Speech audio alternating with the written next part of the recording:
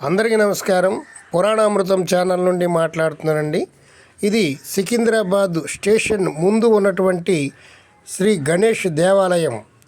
ఈ ఆలయానికి గొప్ప చరిత్ర ఉంది. ఈ ఆలయం ఎలా ఏర్పడిందో ఒకసారి మనం తెలుసుకుందాం. ఒకప్పుడు నిజాం నవాబు సికిందర్ షా ఈ ప్రాంతాన్ని పాలించేవాడు. ఆ తరువాత ఈ ప్రాంతాన్ని బ్రిటిషు సైన్యానికి అప్పగించారు.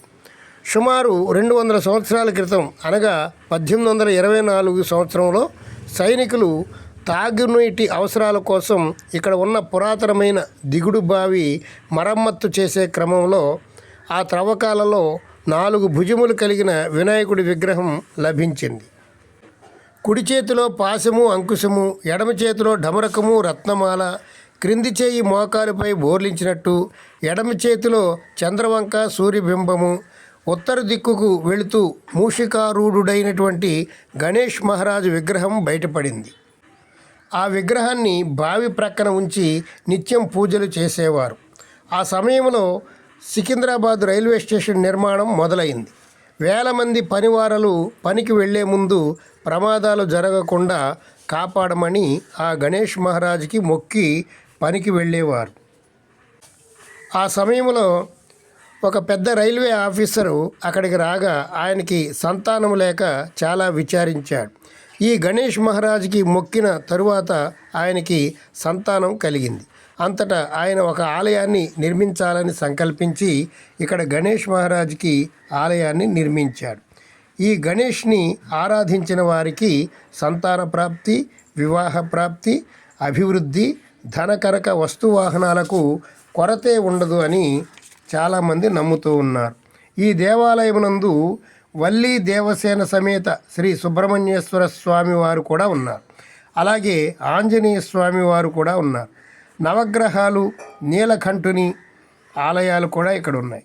శ్రీ వెంకటేశ్వర స్వామి వారు క్షేత్రపాలకుడు. ఇన్ని ప్రత్యేకతలు కలది మన సికింద్రాబాదు రైల్వే స్టేషన్ దగ్గర ఉన్నటువంటి వినాయకుడి గుడి. సికింద్రాబాద్, హైదరాబాద్ పట్టణంలో నివసిస్తున్నటువంటి ప్రతివారు తమ పిల్లలకు పెళ్లి చేసే ముందు వారి యొక్క మొదటి శుభలేఖను ఈ వినాయకుడికి అందించడం విశేషం. సర్వ శుభాలను కలిగించేవాడు, సర్వ విఘ్నాలను తొలగించేటువంటి వాడు అయినటువంటి శ్రీ గణేష్ మహారాజు యొక్క ఆలయం చూడండి ఎంత అందంగా ఉందో.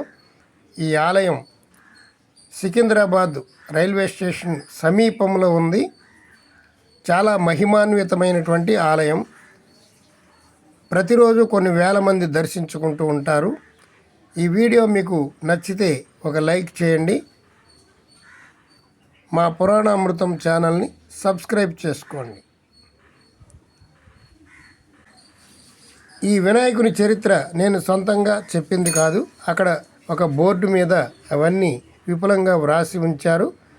కావాలంటే మీరు చూడవచ్చు.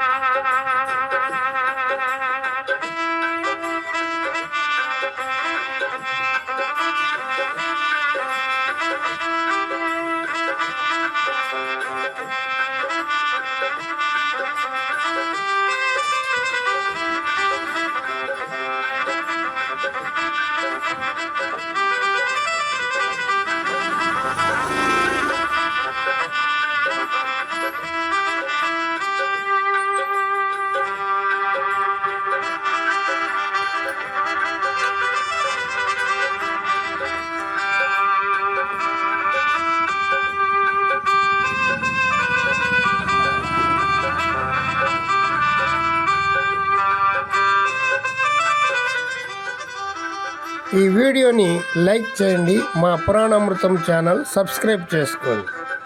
సర్వే జన సుఖినో భవంతు.